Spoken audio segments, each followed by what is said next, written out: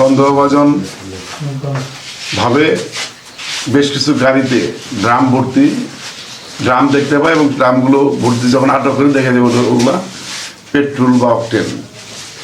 এইভাবে তারা আটক করে 14টি ড্রামে এখন পর্যন্ত এলাকার সাধারণ জনগণ এবং কেন্দ্রবাজারের যারা নাইট গার্ডের বাজার পার হাতে তারা সকলে মিলে এবং ইউনিয়ন পরিষদের চৌকিদার যারা আছে তারা মিলে আটক করে ইউনিয়ন পরিষদের ভিতরে তারা রেখেছে। আমি খবর পেয়ে আমি জামালপুর সদর উপজেলা ভারপ্রাপ্ত কর্মকর্তা, আমি জামালপুর সদর উপজেলা টিএনও মহোদয় এবং জামালপুর সদরের এসিডেন্ট মহোদয়কে তিনাদের সাথে যোগাযোগ করি। তিনারা ইতিমধ্যেই এখানে পুলিশের ব্যবস্থা করেছেন, তারা আইনগতভাবে সকল ব্যবস্থা গ্রহণ করবেন।